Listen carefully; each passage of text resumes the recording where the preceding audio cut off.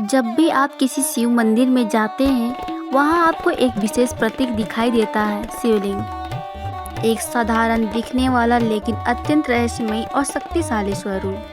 क्या आपने कभी सोचा है कि शिवलिंग की उत्पत्ति कैसे हुई, इसका महत्व क्या है और क्यों यह शिव का सबसे प्रमुख प्रतीक माना जाता है? आज हम आपको सुनाएंगे शिवलिंग की उत्पत्ति कथा, एक ऐसी कथा जो आपके शिव के स्वरूप की गहराई से परिचित कराएगी। बहुत समय पहले जब सृष्टि की रचना प्रारंभ हुई थी, ब्रह्मा और विष्णु पालक के बीच यह विवाद उत्पन्न हुआ कि कौन श्रेष्ठ है। दोनों देवता अपने अपने अस्तित्व को सर्वोच्च सिद्ध करने लगे। ब्रह्मा बोले, मैं सृष्टि का जनक हूँ, इसलिए मुझसे ऊपर कोई नहीं। विष्णु बोले, मैं संसार का पालन करता हूँ, मेरे बिना कोई जीवित नहीं रह सकता। उनका यह अहंकार बढ़ने लगा। अब ब्रह्मांड का संतुलन डगमगाने लगा। तभी अचानक ब्रह्मांड से एक तेज प्रकाश फैल गया।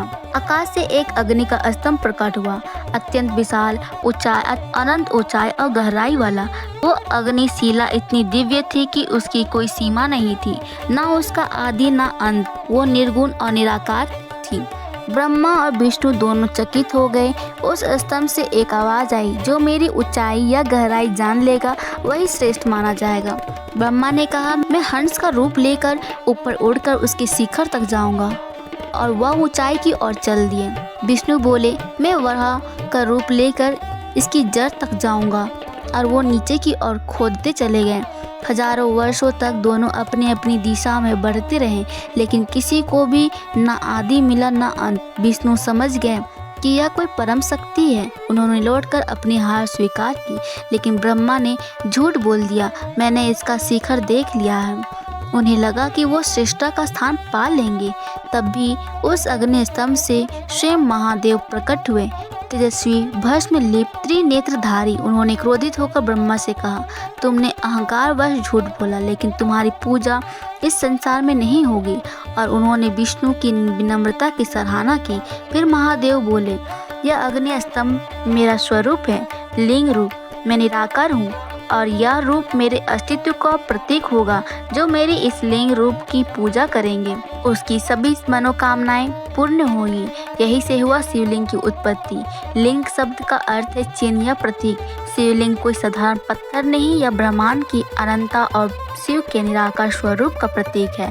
ऊर्ध्वगामी आकाश सृष्टि की उत्पत्ति, स्थिति और लय का प्रतीक। यह बताता है कि शिव किसी रूप से सीमित नहीं है, वो सब में समाहित है। आज वैज्ञानिक भी मानते हैं कि शिवलिंग का आकार ब्रह्मांड के रूप से मेल खाता है। शिवलिंग के ऊपरी गोल भाग ऊर्जा का केंद्र, नीचा भाग स्थिरता का प्रतीक, जलाधारी, संतुलन और जीवन का प्रवाह का संकेत। शिवलिंग पर जल चढ़ाने से ऊर्जा संतुलन, मानसिक शांति, आध्यात्मिक जागरण होता है।